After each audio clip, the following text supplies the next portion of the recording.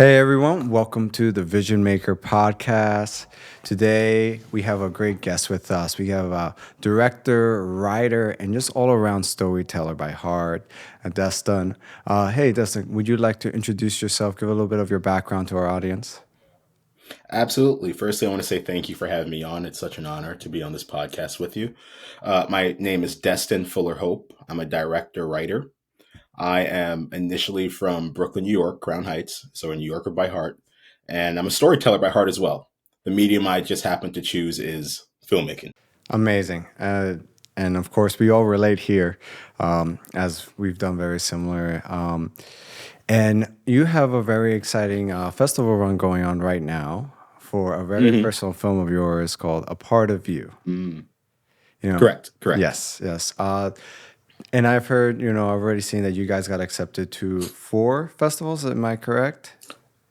Five. Five now. Okay, so I know of the Hmm. Lower East Side, Tall Grass, Hmm. New Face, and Brand Film. And Hmm. what's the fifth one? We were in the Walla Walla Crush Festival in Washington Mm, about a month and a half ago, 2 months ago. Yeah. We didn't awesome. end up going to that one, but it did screen there. Oh, amazing, amazing. Yeah, I remember in the beginning of my career, we also had one of the first things we did was a festival run for a film that we did Hmm. for a good friend director of mine.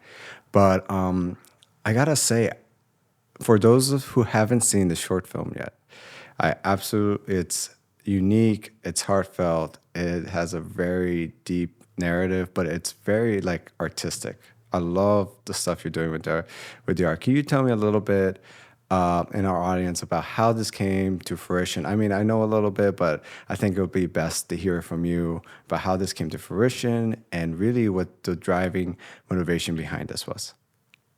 Absolutely. I'm happy to answer that. I actually love that question.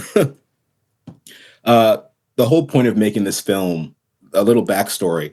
Um, I got a kidney transplant from my mother almost 4 years ago. This November 14th will make 4 years.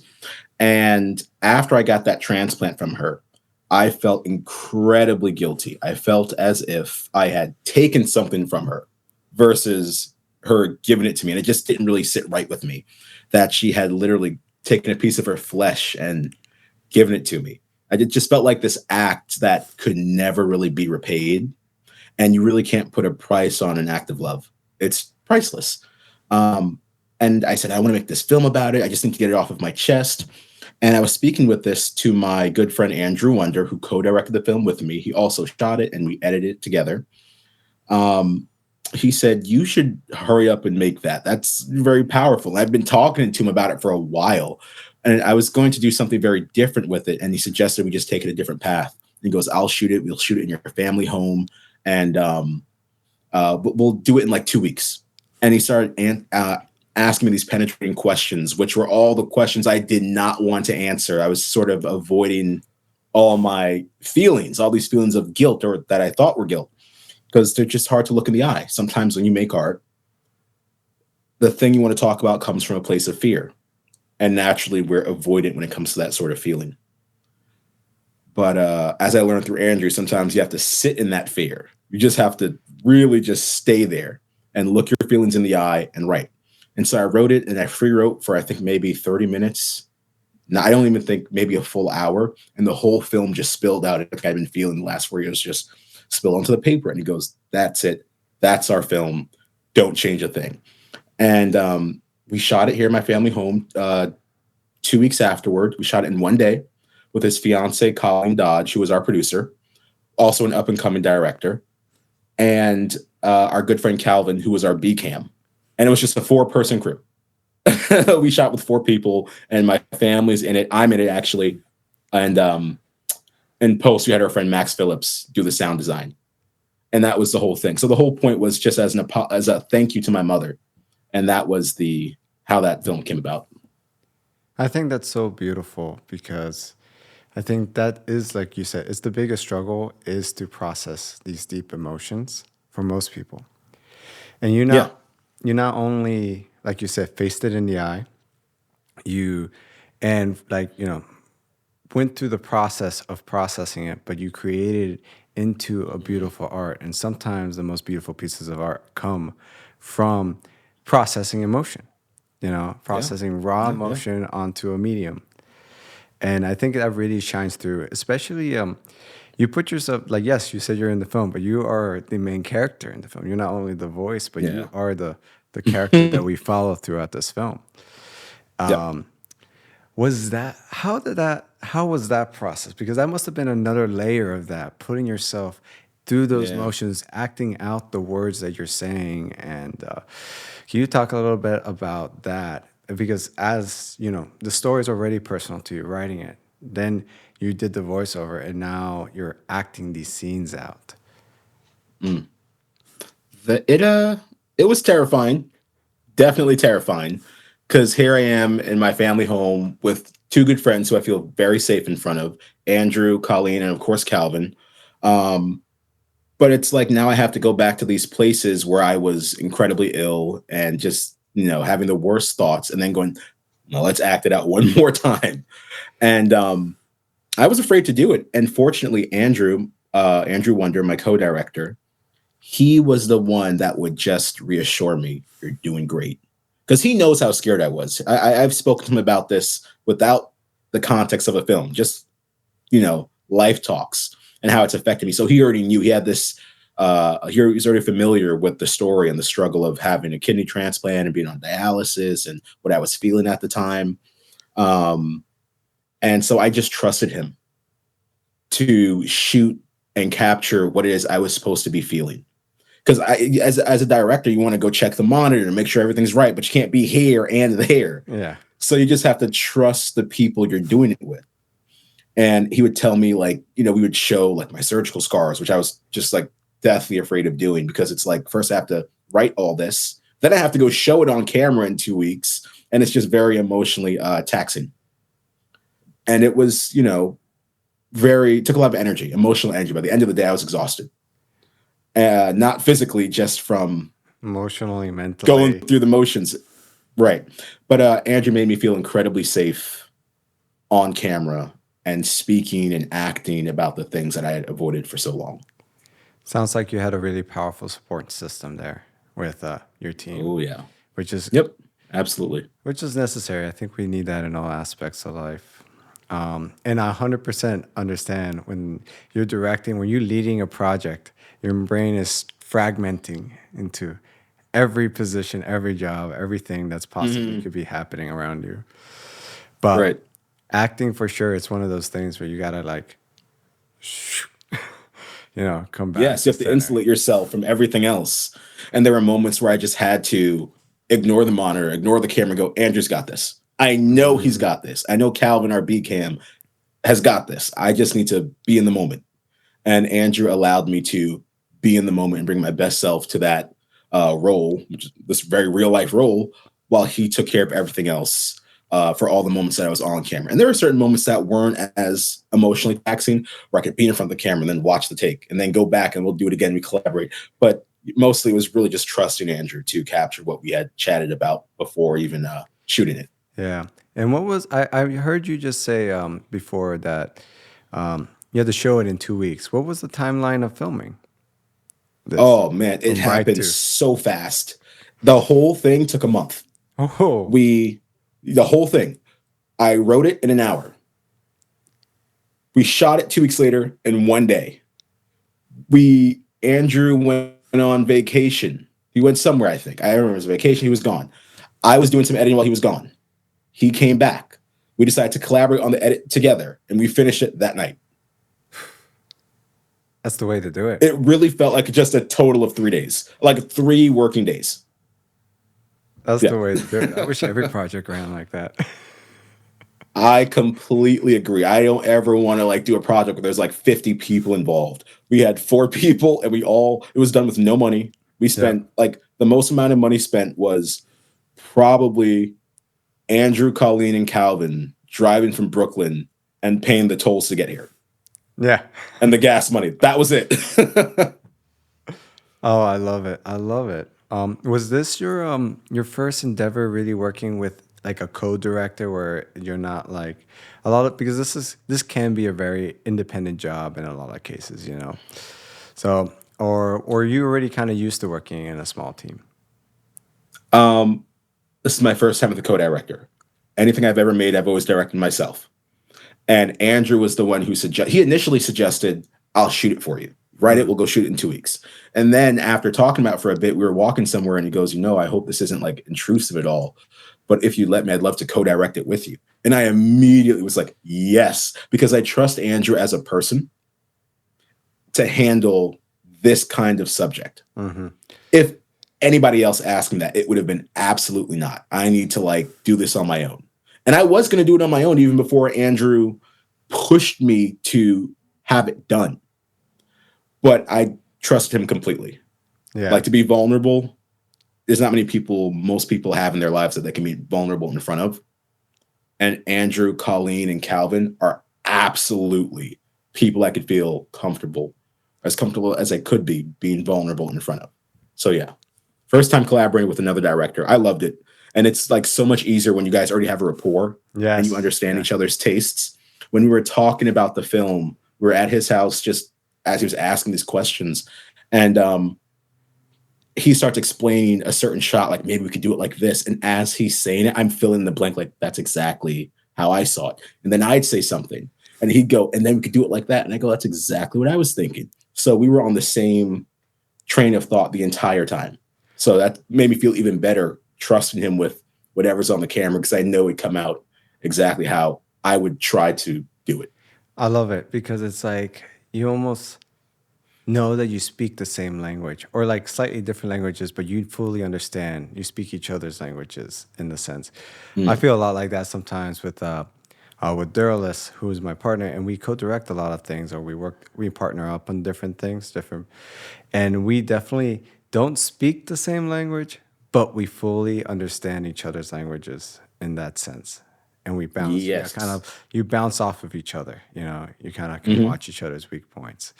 And it sounds like it's a very similar collaboration with you and Andrew.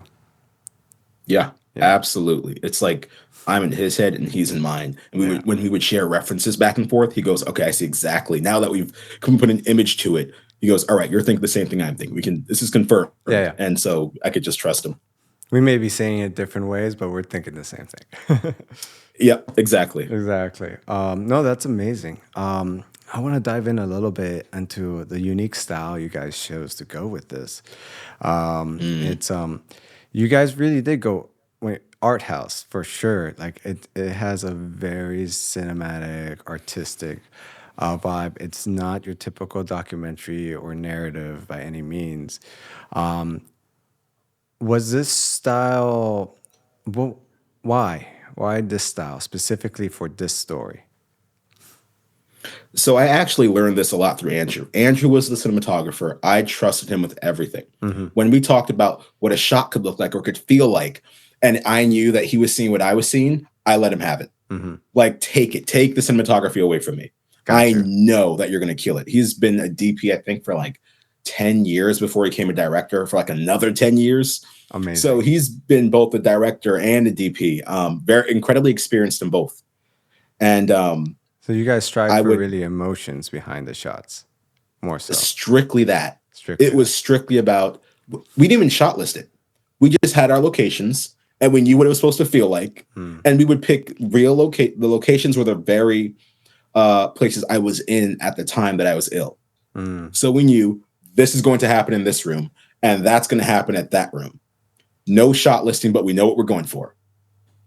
So it was strictly emotion. And then in the edit, we just picked the best stuff. We didn't even try to shoot it with the intention for it to be linear. Hmm.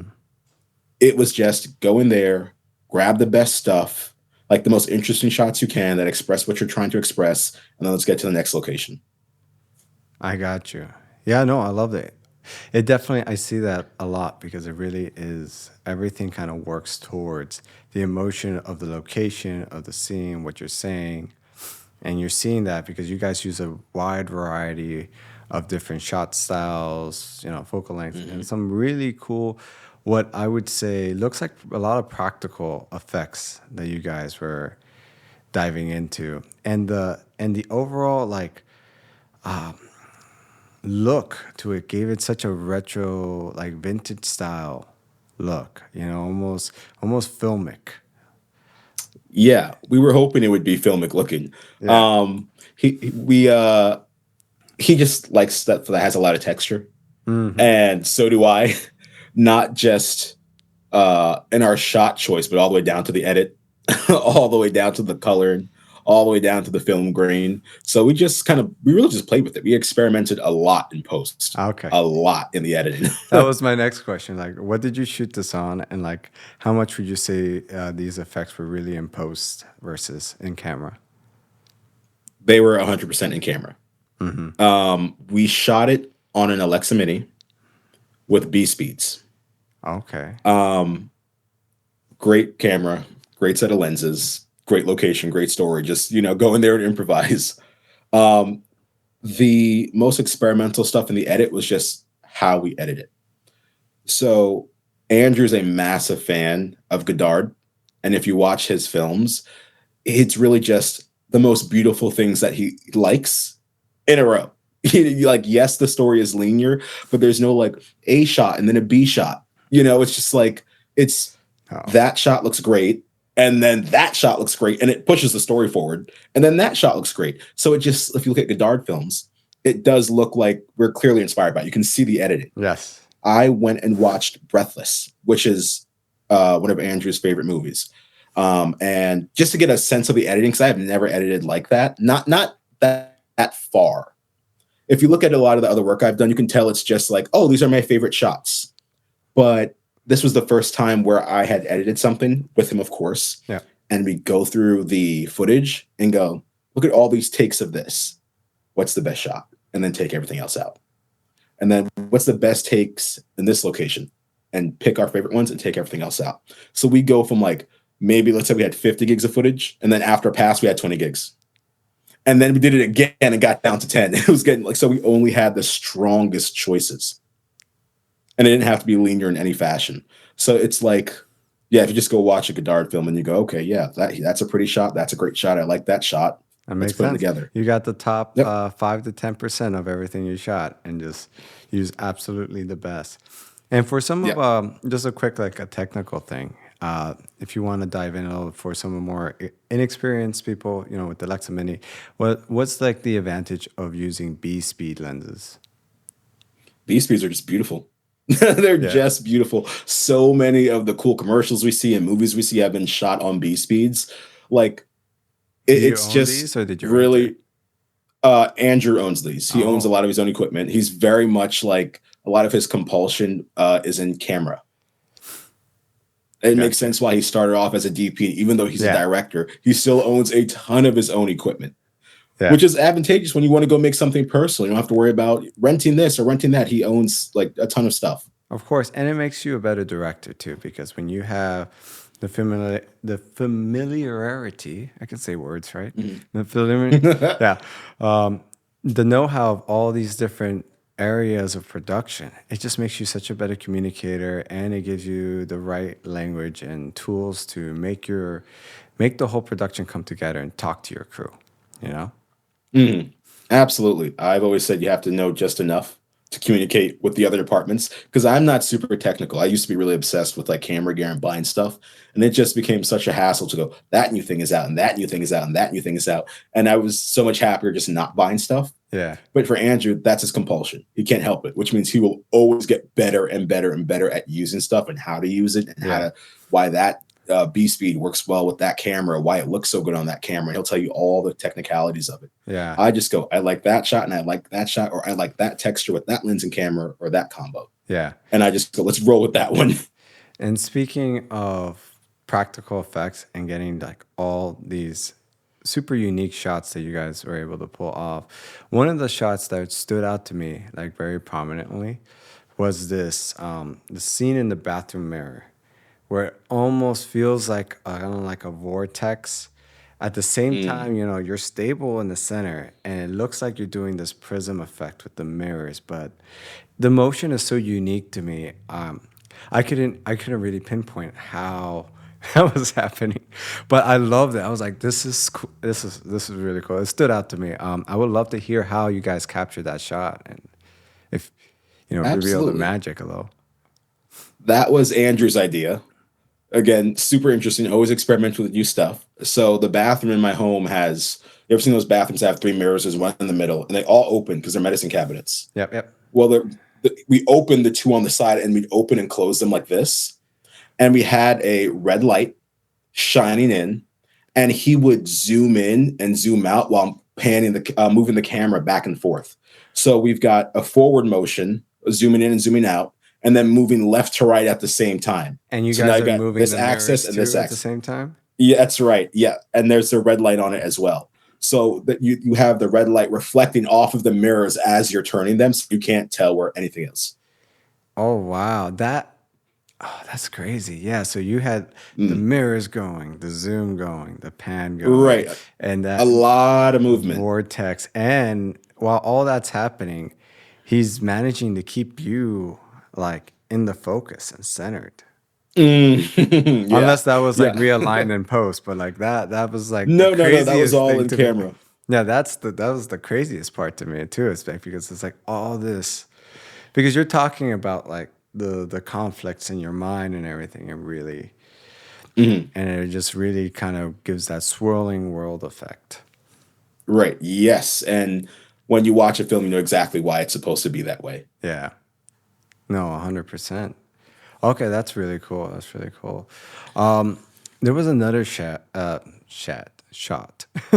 There was another shot that stood out to us too, and it had like like almost like a fan effect, like you shot it.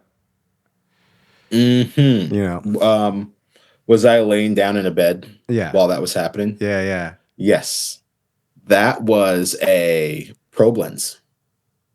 That Oh, was a probe lens. I don't know if yeah, yeah. I'm familiar. is it Those a are probe the lens? you're talking It's about the kind really of that. long ones that like have the super small lens I at the think end. I'm getting it wrong. It's not a probe lens, or maybe it's a type of probe lens. I know it's long like that, but the lens isn't at the end like this. It actually faces up and it rotates at the end.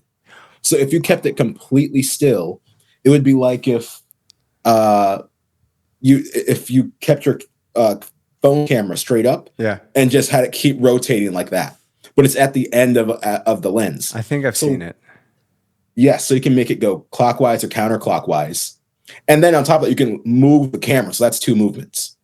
So that one is me lying down and where the camera's going over me as I'm lying down, but the lens is rotating this way.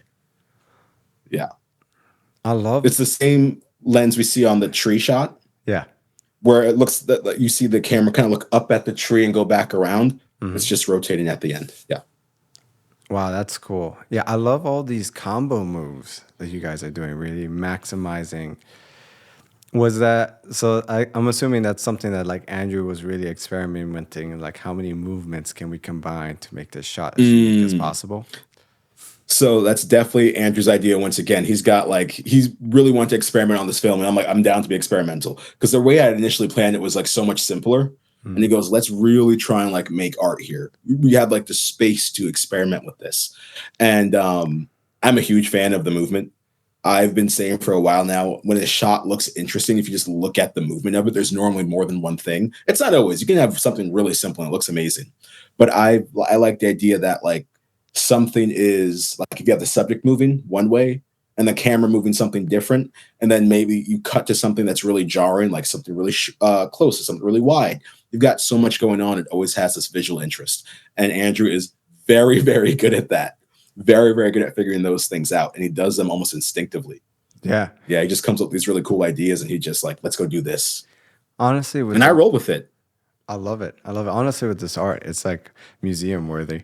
Like you could do it because there's a lot of museums that do art films, like art house films, Mm, this and that. mm, Hence the genre, right? Art house.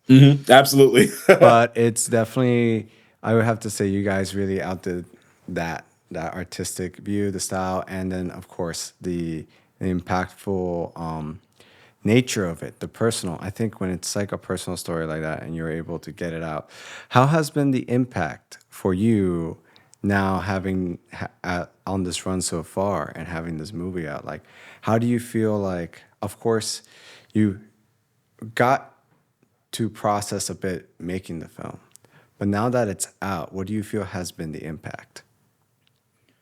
Okay, great question. There's more than one answer to this. Shoot. The first thing is I got to show it to my mom because it was initially like I have to show this to her. And when it premiered at LES, I brought her there and she saw it for the very first time. And they showed it in the Angelica, and that was like huge for my mom to, I can finally reveal these things I've never told her. And then it's like, I'm so avoidant. It's hard for me to even tell her that person to person. I have to go make a film about it and show it to her. I didn't even sit next to her during the screening. I was on the other side of the theater because I just like, it was just too emotionally impactful to have your mother right there as you show her this thing that's about her. Um, so very happy that she got to see it. But the second answer to this is that now that it's out, I'm actually still very scared of it. Um, I'm glad it's out. I'm just scared because every time it shows somewhere, someone sees me. Mm-hmm. It's very rare that people desire to be seen at an incredibly intimate level. Even if people say that's what they desire, when someone actually sees you, you want to put your clothes back on. And I'm just like naked on a screen, emotionally speaking, Yep. and letting people see it. And we screened at the New Faces, New Voices Film Festival this past Wednesday. And there were parts where I still looked away. Because even though when you have to sit in the fear of whatever scares you to make that piece that will ideally, make you feel like the experience has been cathartic or you share it with everyone else, the fear doesn't go away. And that's the thing I'm learning. It's really cliche to say this, but people do say, sometimes great art comes from great pain. I think most great art comes from leisure. If you have the space and time and resources to be an artist, when your mind's not worried about what am I going to eat tonight, you're not in survival mode. You have the space to let your mind wander into these different areas. Mm-hmm. But sometimes art does come from pain. Mm-hmm. And I've learned when it does not necessarily heal you. So far, I am not completely healed. If that makes, you know what I mean? Like I'm getting better. And hopefully 100%. maybe 6 months from now, I'm like, oh, this was totally cathartic. It's exactly what I was hoping for. It wasn't immediate, but it happened eventually. I still look away from the screen sometimes because I just can't, it's still Yeah. heavy. It's still painful. It's deep. It's very deep, and I think a lot of people can relate to that because I think those things, it's you're reliving your trauma, Mm, and it has a big tie to that. And I think you're very right. Sometimes it's that it doesn't go away, but we learn to live with it. We learn to be at peace with mm, it, and we mm, know it's kind of a part of us. And it's true, a lot of great art does come from pain, unfortunately, like I said, from the expression of emotion. I mean, one of the most famous artists in history is Van Gogh, and he's also arguably one of the most tortured artists, of his, in history in general, as far as if you know his story. And but I think it's also, like there is that hope that we can find peace with it. mhm. And then I think it's a one powerful thing though about what you've done. I think it gives a voice for people because if this is something you're going through, that means others have. And people, even though, yeah, like we don't want to be in the spotlight. Like again, this is against my nature too, and I'm running a podcast as a host. I'm never. I've always been a behind the scenes type person. But the thing that I've also learned is that those things now they have a life of their own, and now they're impacting people. You've not only given a voice to your emotions and your trauma, but you're giving now a voice to others who also have the same thing, but they don't have a way to express it. And you're giving a tool, something that can impact lives, give people peace, or help them also process similar things. I mean, I think that's a beautiful thing when we're able to do that and create a resource, essentially create something. And I think art has such a potent power to do that, you know, be that, be that support for others, you know. So I think overall though, I'm inspired by it myself, and I can't say that I relate to it, but I can only imagine what this might mean for other people, you know. Yeah. I'm very glad you just said that. That's something I've always wondered. Like, if I put it out there, does anyone even care about it? Because I want to put it out there for myself and for my mom. Mm-hmm. Of And that course. was like the beginning, middle, and end. Yep. And of course, I want to share it with people. I'm scared to do it. But for me, the point of film really is like a private conversation on a very large scale. I don't want to make a movie and just keep it in the dark. 100%. And I hope people feel inspired. I'm glad you said that. Thank you for telling me that. There are people who don't always necessarily relate, but I always hope someone does, or maybe they don't relate, but it does something to them. Art's got 100%. that power to change someone's perspective or change something about them or force them to look inward. If it does something for somebody else, great, perfect. Yeah, I mean, even if it's just one person, isn't that worth it? You know? Absolutely. It's just like, okay, it's not just me. You're seeing it too. Exactly, exactly. No, 100%. I mean, I've always loved this. A mentor of mine a long time ago once said this, and I kind of took it to heart, that success is determined by how many people are better off because you lived. Mm, very powerful. And Wow. yeah, and that's I have to something, sit on that now. yeah. But the beautiful thing with art, though, and our medium and stuff, is like we create things that become extensions of ourselves. So, thus, through something that is now out in the world, serving your message, your vision, and thus impacting others, even when we can't Yeah, directly impact people, you know? absolutely. I hope someone out there saw it and they, I don't know, wanted to go hug their mom when they How, were done. how was that conversation with your mom after the first screening, after she saw the final product? Because I know she kind of was aware of it, she was filmed in it, but Right. how was that? But I refused to show her until it was, in a theater. I thought it was the right place, like Of course. with my family there. Um, she hugged me, says, "Good job, son. I'm really proud of you that you made this." And she goes, "I didn't know half of that about you because I just don't share those things." It's Of course. like, again, the We wear fear, very good I didn't even want to masks. sit in it. Very, very much. It's like I didn't want to look in the eye, let alone put it on the screen for people to see. And she goes, "I never knew you really felt that way." And our relationship afterward was, it's just been a bit softer. Hmm. And I think it's because we understand each other so much more. Because our images of each other have changed as from like, child to teenager to adult. And then it's like you come to this crossroads or this moment where it's like your mother's already birthed you. And now she has to give you life again. That changes it so dramatically. And none of us really said anything about it after the surgery. Hmm. Because I'm like, I didn't even know what to say. Thank you. That's it. That's all I can give you. And in the film, I do like realize I mention how I realized my mother was never really looking for a thank you. She's your mom. She's supposed to be doing things like this without hesitation. And yeah, it's just like there wasn't much of a conversation, but there was understanding. She Hmm. goes, "I see you more now. I've learned something more about you." And to watch my mother receive it that way, I learned a lot more about her, and very few words ever had to be said.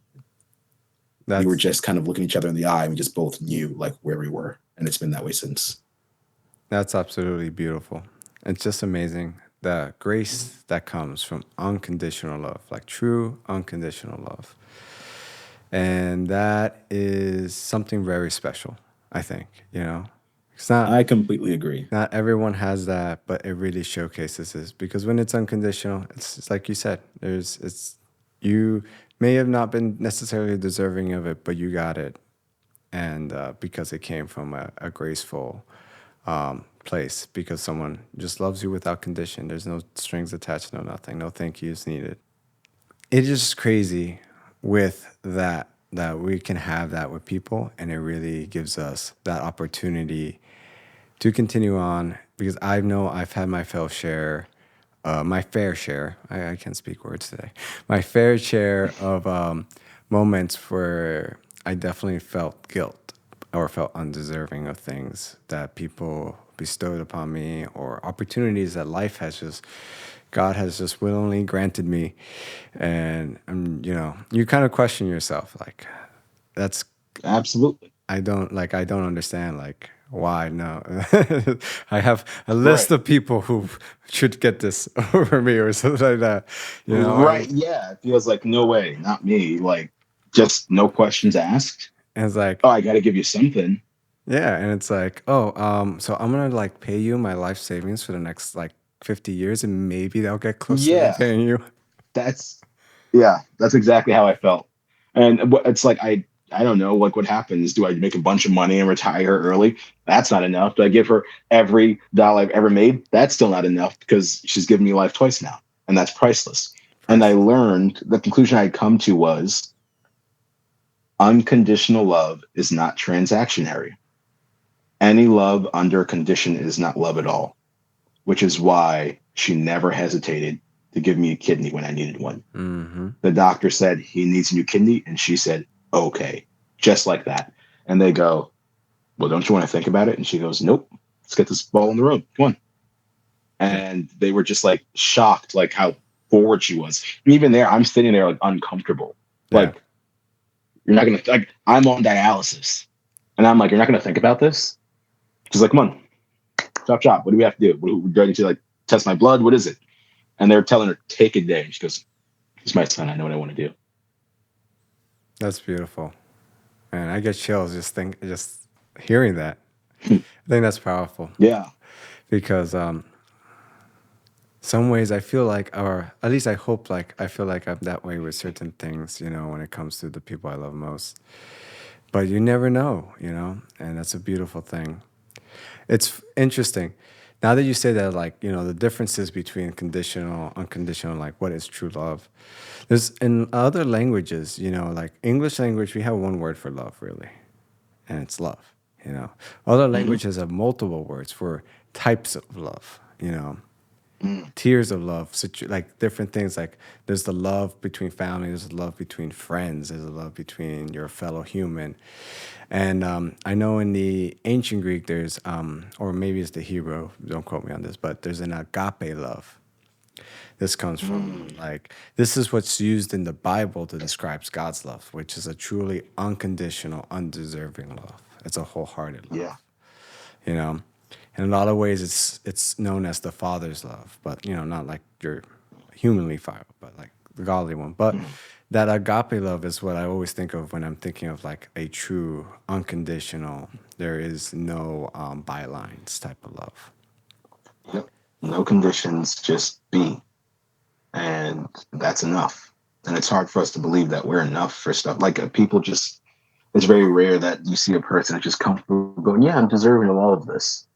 Everyone's got some hang up that makes them go, nah, I Yeah. shouldn't have this. This doesn't feel right. And it's because we're so used to like transaction in some way that when someone gives you something that's priceless and you go, well, I don't have an answer. There's no thing to give. And as you get older, as I get older, I just learned it's important to just accept love when it's there. Hmm. Don't find a reason to question somebody's love. Just accept it. 100%. 100%. I've had to learn that throughout my life. Now that I'm older, because it's like people. I think a lot of people struggle with that. They have to learn that when people want to gift you something, it's a gift. It's not Yeah. a trade. It's not a Right. favor. Yes. It's a gift. Yeah. And Yeah. people genuinely do that for people. And Mhm. we have to learn to like accept it and not get on a guilt train or try to repay it or flat out deny it sometimes because we feel like we can't repay it in Right. the first place. Yeah. It's like you're trying to help me, and it's like, why would you help me like this? You almost feel like, what's wrong with you? Like because you're just so Yeah. trained, you've trained yourself or something or some situation or society, whatever it is, has trained you to think I'm not deserving of this. So when they go, yeah, no, just take it, And you immediately deny it. I cannot have this. And if I take it, I must give you something else. And I you, think life is much sweeter when you realize unconditional love does exist and you mhm, are deserving of it, and as is everybody else. And when someone can give you unconditional love, never deny it. 100%. And the other thing is the irony in it all is that usually the people, I feel like you included, myself, and many others I'm sure listening, is that we are big givers. You know, we do give a lot, and we don't always expect. And it's like for some reason, it's so funny how we deny the rest of the world could be like us in that sense somehow, Yep. in a backwards type of way. And I remember in this book that I read called The Go Giver, and goes through these 5 laws of success. It's a great book. It's a little short story, but the last one is the law of receiving, and that means, Mm, and it's basically, it speaks about like, hey, when you breathe, you can't live your whole life breathing only out. You eventually have to breathe in. You know, you give in your life so much, life is naturally going to reciprocate. It may not be a direct transaction, but if you give freely, sometimes life will give freely back to you. And for you to not accept those moments is you denying breath itself. mm, incredibly powerful to deny breath itself. That's such a great way to put that. Uh, because, yeah, it's like the thing that what I've learned is that the part of life that's worth living for is that unconditional love. Mm. 1000%. That's the thing that makes you go, life is totally worth living. This exists. We all think like we're the ones doing the giving, but none of us are willing to receive. So it's just a billion one-way streets walking Yep. around, and it should be two-way. Yep. And And once you life's realize trying. it's two ways, you go, finally. Yes. And life feels a bit sweeter knowing Yeah. that if you are lucky enough to have someone who loves you unconditionally in your life, in your circle, never deny it. 100%. Never ever deny it. 100%. 100%. Of course, you know, that comes in nuance and all those things of life between ourselves and the person involved. But I think it's just a powerful show of that, and your story really conveys that. And again, it's just another way that people can, I think, relate to it. Now that you are now moving forward, how do you feel this has potentially impacted your future in your career and your direction you're trying to take things in, and what you want to do with future projects and just with career choices in life? Um, in filmmaking, the way this, I feel like this has changed me in that I have a whole different direction on how I create anything. The biggest lesson that came from, or one of the biggest lessons as a filmmaker, as an artist, from this project was sit in the fear. Do not run away from it. A lot of the things that are worth watching, those pieces that are timeless, came from somebody crying over a keyboard, crying over a typewriter, trying to dig up these emotions while simultaneously trying to keep them down because they don't want to acknowledge them. It's incredibly emotionally taxing. But if you can get it up, you have something that people will acknowledge. And maybe not everyone will relate to it, but people will acknowledge it. People notice honesty.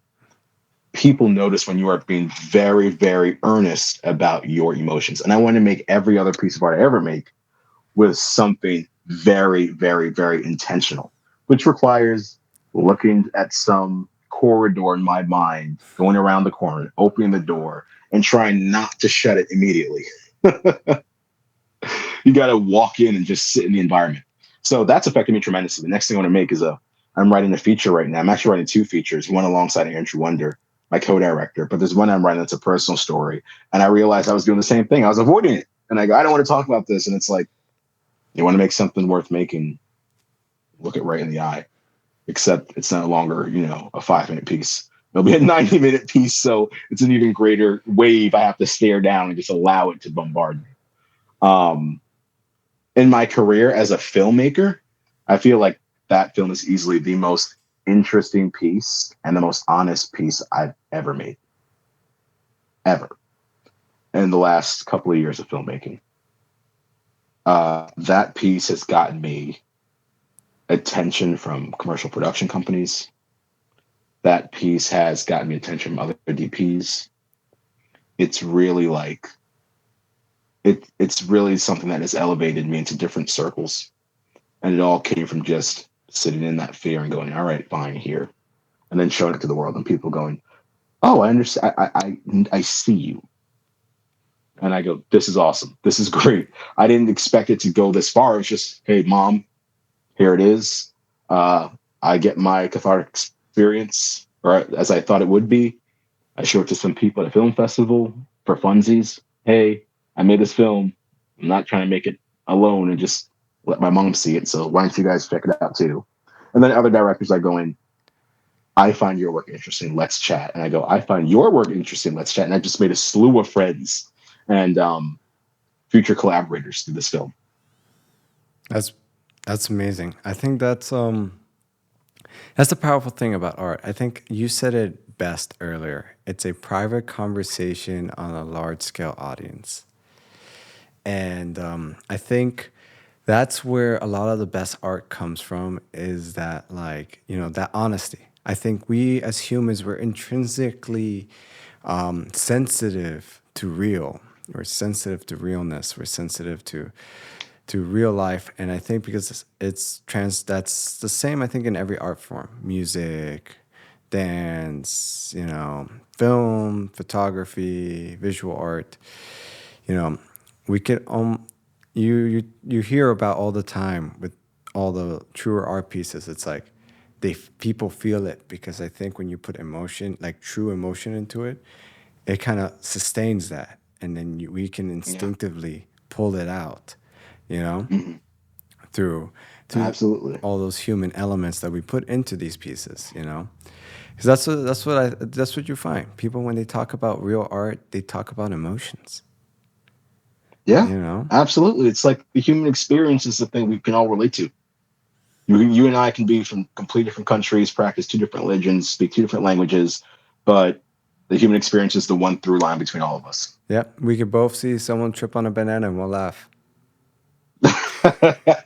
No words need to be spoken. No words need to be spoken. We'll be just okay. I should like, I saw that. That's great. Speaking two completely different gibberish languages.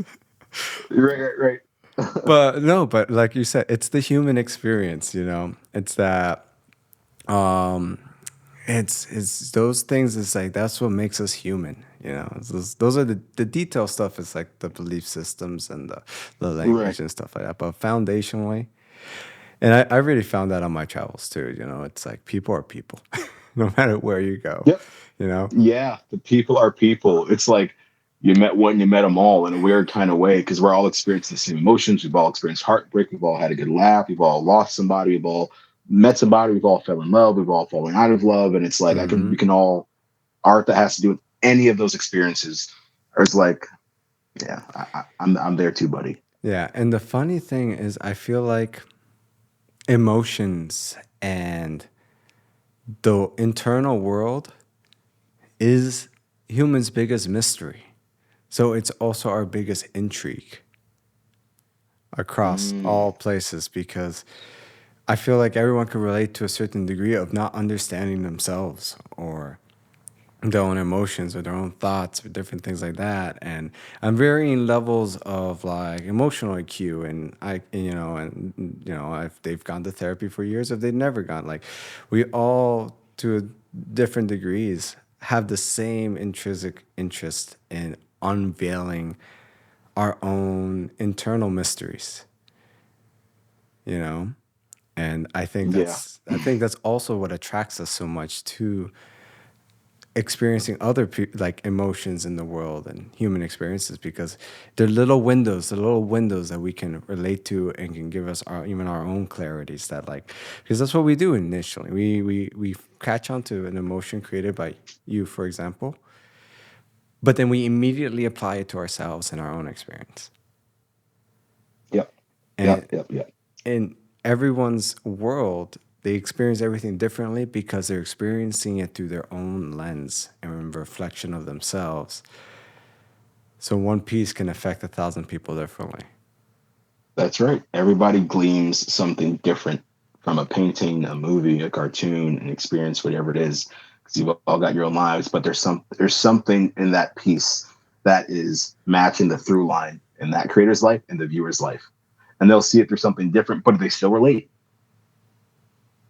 Yeah, no, 100%. Um, One curious question.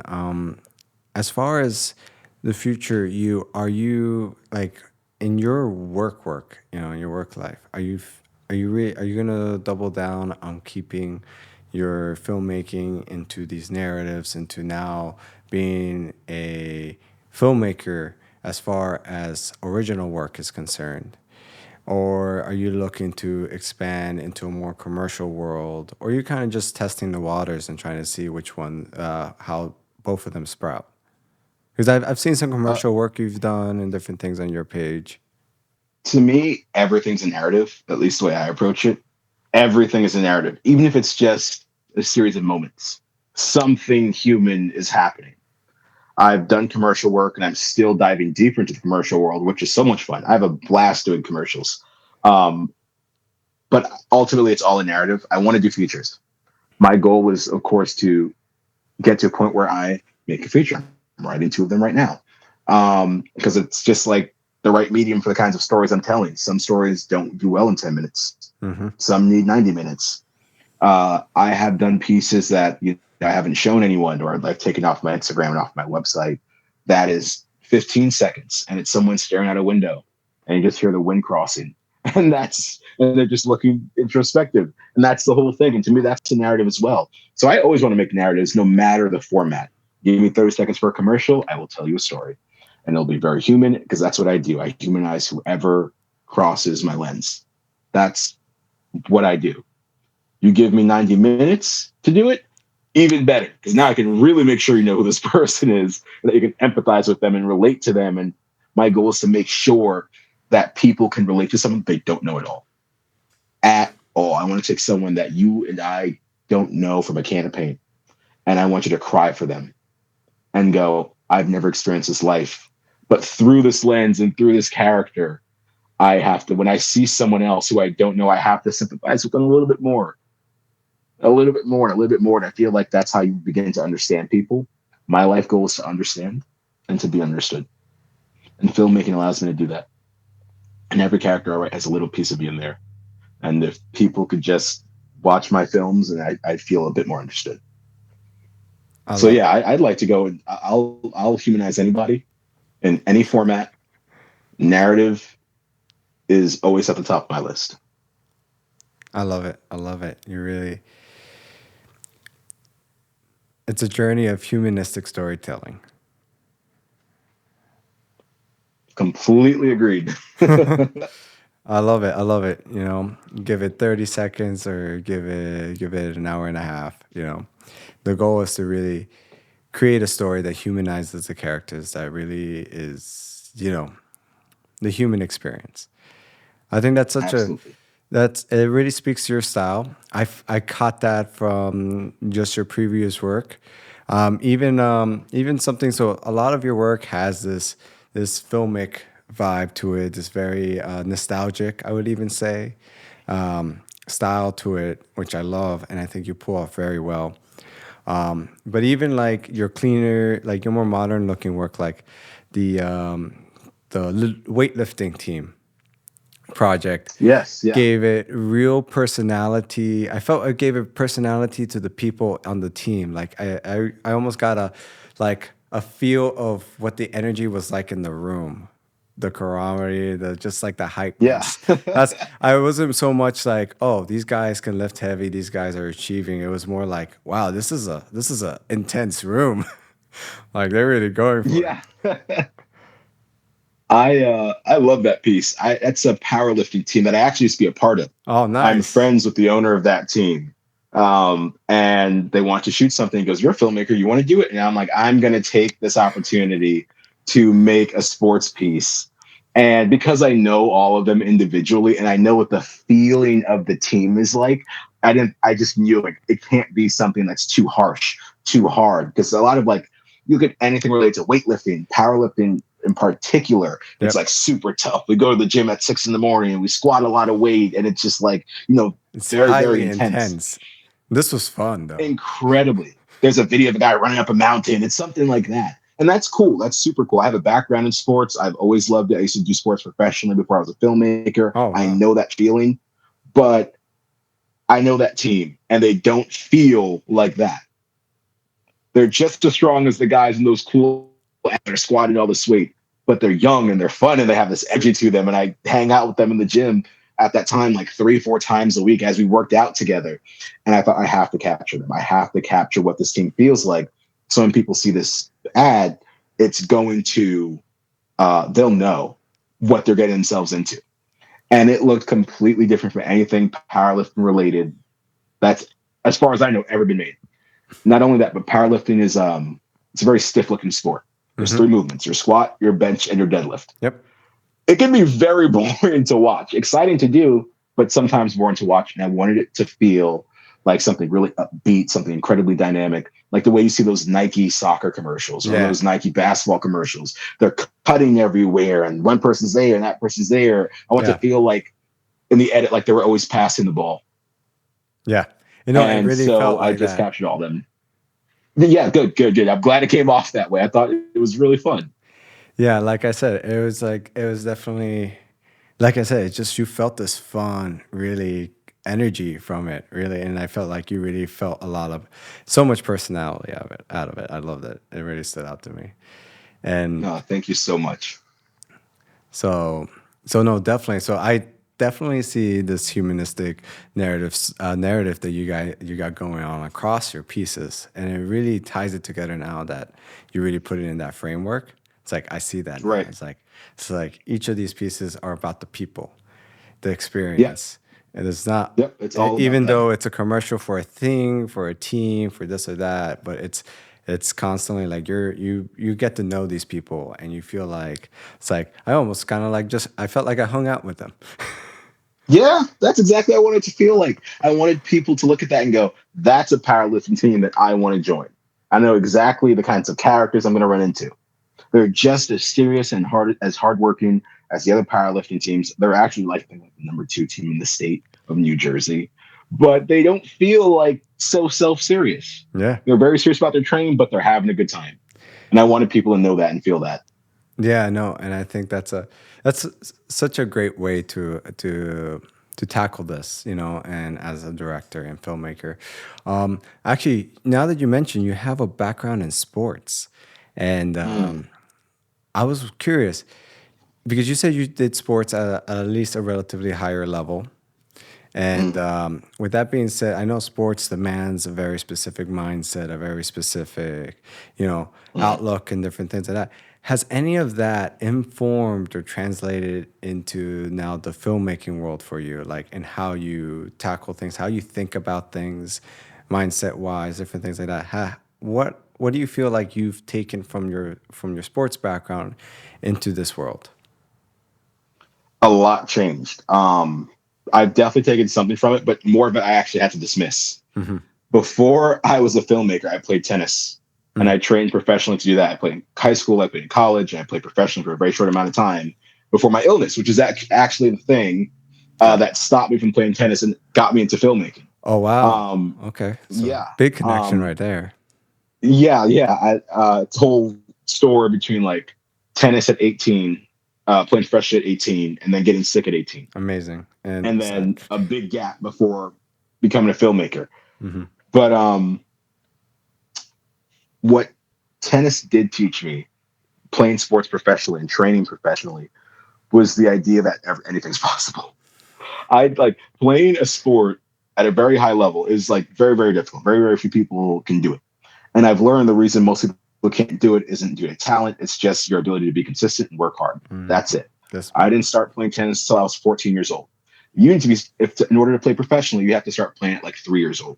I was 10 years behind the ball, but I was just like, I'm going to do this and I'm going to get up every day and I'm going to go train, train, train, train, train. Everybody said, stop it. You're not going to do it. In my mind, I was thinking, I think if you just keep doing it, you'll eventually have to reach that level. And I didn't go pro at 16 like a lot of pros do. I went pro at 18. I was 2 years behind, but you just keep doing it. It compacts. So when I lost that and I couldn't do it anymore, I wasn't afraid to touch filmmaking because I knew I had done something as competitive as a sport. There was no way I was going to be afraid of something as competitive as art. So it did teach me you can do anything. You just got to be consistent. Careers do take off. It might not be today or tomorrow, but it does take off. You just can't stop. And that's what sports taught me. However, I try to apply what the mindset that a lot of athletes have, this kind of like wake up and grind mindset. It does not translate to art in the same way. Art sometimes you got to sit down and smell the roses, Mm-hmm. and that will influence your next piece. And it doesn't feel like you're working hard. I was like, wow. When I first started filmmaking, all I knew was sports, and then I thought, I'm sitting here doing nothing, so I'm not writing today, or I'm not doing anything. This isn't right. I'm not. I don't feel like I'm putting in the work. It's like, what are you going to do? Write for 9 hours? I remember my schedule for tennis went from in college it was from 12 to almost 10 at night, not 9:30 to 10 at night. You can play sports all day because there's a thing you got to do to train for it. In the morning, we had Olympic weightlifting. Then we had lunch. Then I had practice before the actual practice. And then I'd stay through the women's practice. And then I'd use the ball machine. Then I'd go back to the gym again. Then I would do X amount of miles on the bike. It's like, you could do this all day. You can't make art. You can't write for 9 hours. You can't you can shoot something on a set day for like 15 hours, but that's just the set day. You got to do all this work to get to that point. Mm-hmm. You have to sometimes stop and go for a walk and have a good meal and watch a TV show and relax. Yep. Spend some time And doing that things you love. all, yeah, and it all counts towards your experience as an artist. Mm-hmm. So most of my sports mentality I actually had to toss out. Mm. What it did teach me was just be consistent. Be consistent, just acknowledge what it is that is actually worth doing. And the things that feel like a waste of time for sports is actually a massive plus for art. You got to just go live your life. You can't make, I think, you have a tougher time making great art when you're not maturing as a person. And maturing as a person requires getting outside and living life, even if that means sitting down and doing nothing. I love that. Yeah, it makes a lot of sense. Obviously, the core discipline of what it is to achieve something, especially in a high level sport, to become a pro at 18 is no small feat. That is an incredible testament to your own consistency and discipline, especially starting as late as you did. So Mhm. that is not something to wince at. Even like at tennis, still is like you don't know what pro tennis players do. As far as someone's Yeah. listening, like it's crazy. I've and but to yeah, so that is of course is like yes, that is truly a foundation to anything. It's like you said, nothing's impossible if you work and stay steady on the course. Then you will get there. It's like when you know the result of these actions is this, Mhm. the timeline technically is kind of irrelevant because if you're going to keep Yeah. doing it, it's going to happen. So just don't stop. But the problem is people get in their head Y- about stopping. But yes. it's definitely interesting to hear that perspective of how, like, yes, a sports life is intense because it's physical and Mhm.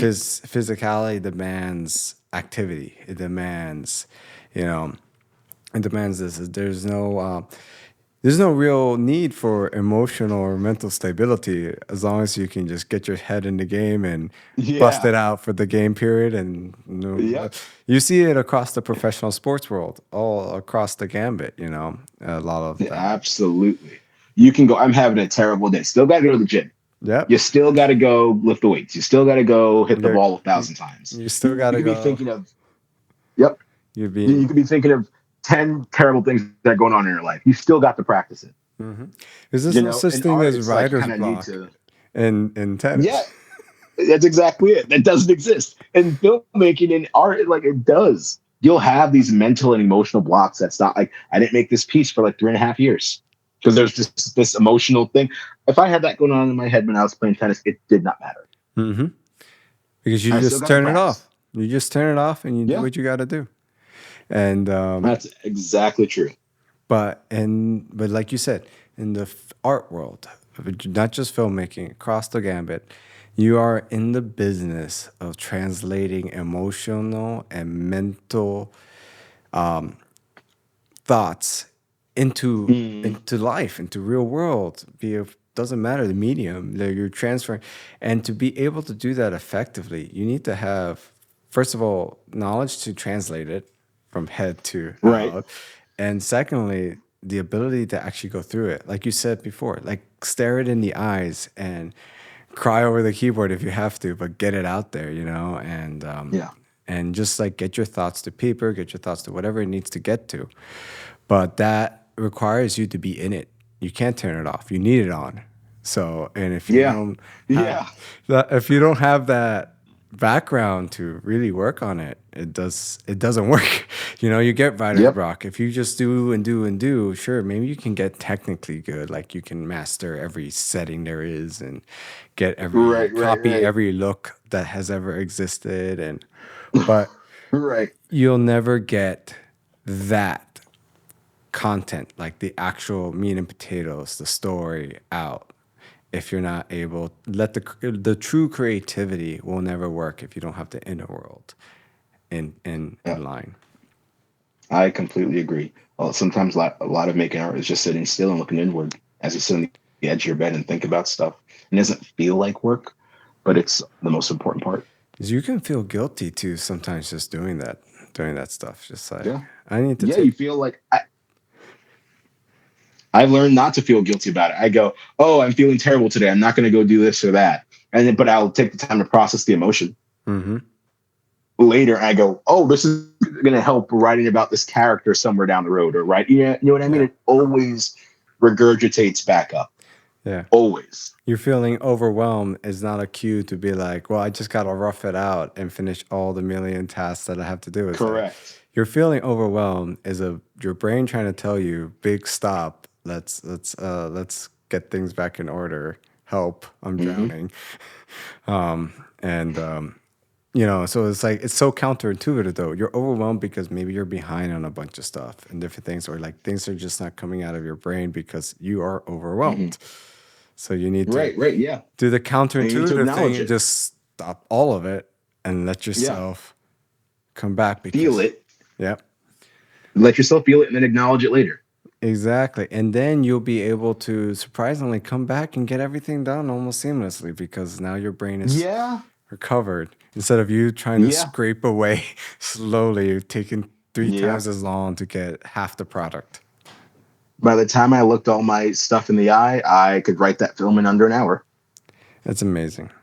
Yeah, it's It's true. like, oh, all the work I went through in the last 3 years got done in 30 minutes because I wasn't afraid to just look it in the eye. I mean, I was afraid. I just did it anyway. At some point, you kind of have to just build up the strength to go, this is Yeah, going to be tough, but I'm going to try and face it.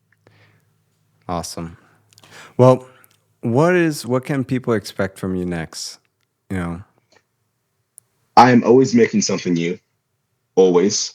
I've lately been into short form stuff because it's just more self contained. The last two pieces I did were called Love Town, and those were 30-second pieces. yep. And it's meant to be edited into something larger, which I'm working on. But I shot that in 6 hours with a couple of friends and my DP, Forrest Irwin, and just shot it in McCarran Park in Greenpoint. And I thought I could do this every weekend. Short form stuff is like the way to go in terms of practicing your filmmaking skills. It is hard to always get on a set as a director. But if you just gather just a couple of friends, the bare minimum, if you're a DP as much as you are a director, perfect, shoot it yourself.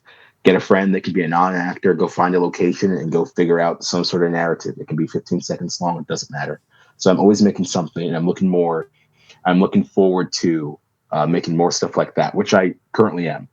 Other than that, I'm writing a feature alongside Andrew Wonder. It's a horror movie, and I can't say much about it yet, but we're writing that as we speak. Um, and then I'm writing my own feature, which is something I've been wanting to write for a while now, and Andrew will be producing it, which is awesome. And while I'm here, I want to speak for Andrew as well, since he couldn't make it. Andrew is shooting "Oh Canada" by Paul Schrader, his very last film. That's insane. He starts shooting. Yeah, he starts shooting in 2 days. He's known Paul for quite some time. He used to be his assistant, and he's always just been in his life ever since. And after Andrew and I made this film, he showed it to Paul, and Paul really liked it. and he had all these questions about the cinematography, and he liked it so much. He goes, "I want you to shoot my last film if you're into it." And he's now shooting the last Paul Schrader film. But I just want to throw that out there for anyone expecting, and since he's not here, what can people expect from him? So look out for O Canada in theaters whenever that is, and know that Andrew Wonder shot that film. No, that's absolutely amazing. And hopefully we can also speak to him here. He can tell us a little more about Yeah, that absolutely, experience. But absolutely. that is so cool. That and then your film was part of that. I mean, I'm not surprised at all that that was the reaction from this film, honestly.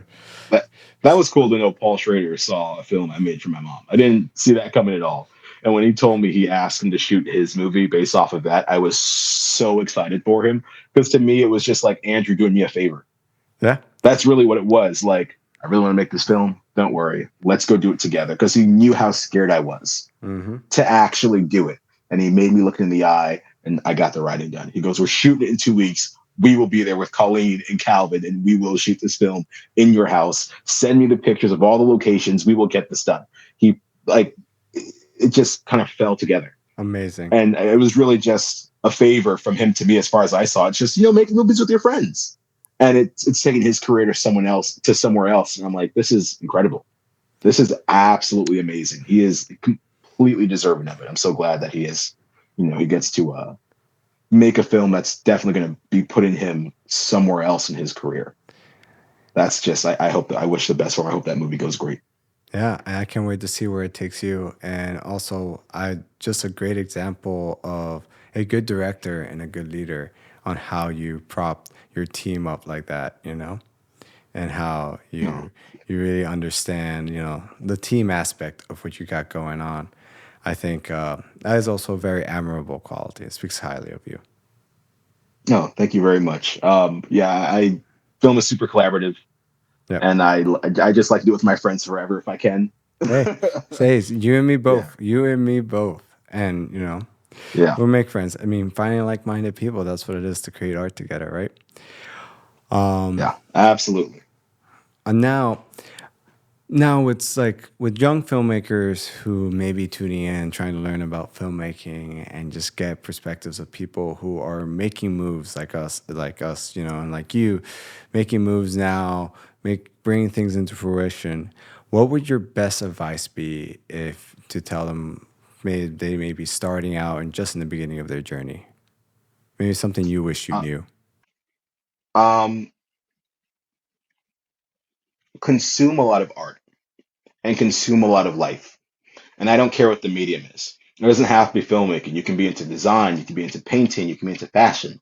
You can be into video art versus like a traditional narrative structure. You can be into photography. Whatever it is, you should consume a lot of it and just acknowledge what you like and what you don't like. The reason I say this is that if you can just acknowledge what it is that you like maybe you like this movie, or maybe you didn't like the movie, but you liked a certain scene, and then try to understand why you liked it. And it can be a very simple answer. You can go, "I just like the colors in that scene. That's all." Or you didn't like a painting and you go, "I don't like the way it made me feel." Or maybe it didn't make me feel anything at all. Acknowledge that as well, because that's your taste. And if you acknowledge this across whatever it is you're consuming and you just write them down, you will learn what it is you like and don't like, and take all the stuff you like and try and put it in your movie. And it will feel like you. And then you can just develop that over time. It'll begin to like smooth out. I love Wong Kar Wai films. I love Wong Kar Wai films. Happy Together is my favorite movie. It is sensitive in a lot of the ways that my films are sensitive. I take heavy inspiration from him. Um, I also like Quentin Tarantino, which is severely different. And I like him for a completely different reason. And at some point, if you learn all my influences, if you knew them, and you looked at my movies, you'd see they're all in there. That's my taste. And even though I haven't done anything like Quentin Tarantino just yet, I'm planning to. If you watch a Wong Kar Wai film and you look at my films, you go, I see the kind of, the overlap. The colors I like to use in my film come from his DP, Christopher Doyle. They love colors. I love colors. So I just put them in my film. It doesn't have to be a particular reason. Well, I use that color for that reason and that color for that reason. It's just I really love them and I like my films colorful and that's it. And it's don't be afraid to like something, even if you think it's silly. And don't be afraid to dislike something, even if everybody else likes it. And if you like something today, don't be afraid to hate it tomorrow, and vice versa. You will develop your taste so much quicker when you just acknowledge what it is you like. And it doesn't matter if everyone else thinks this director is so good, this movie's so amazing. How could you not love it? You can safely say, I hate Citizen Kane for X amount of reasons. It's fine. Acknowledge it. Even if everyone else puts you down, say, I don't like that movie, or I don't like that painting, or I don't like that artist, or I don't like this musician. It's fine. Who you are is the thing that will shine through. It's the thing that people will always acknowledge you for. So acknowledge it. I love it. I think that is a perfect note to end on because I can't even add anything to that. It's so true. It's so well said. Yeah, I mean, with that being, I've had a great conversation. I feel like we can just keep going for a while, but we really reached our time here. With that being said, would you can you tell us where people can find you, keep up with you, maybe find the film, and just stay on track with the things you got coming up? Absolutely. First of all, I've had a great time too. Thank you for bringing me on here and chatting. This was a blast. I definitely could talk to you for hours and hours and hours, and I would if you let me, but I know we have a time limit. Um, if you want to find me, my Instagram, where I'm really active, is at OKDestin. That's just the letters OK. And then Destin is spelled Destyn. Follow me, DM me. I'll chat to you. I'll chat to anybody. I'm a people person. I'm very extroverted. My website is destinfullerhope.com. Um, and yeah, just reach out. I'd love to talk to you guys if you guys are listening at all. Talk to any filmmaker. I'll talk to anybody about anything.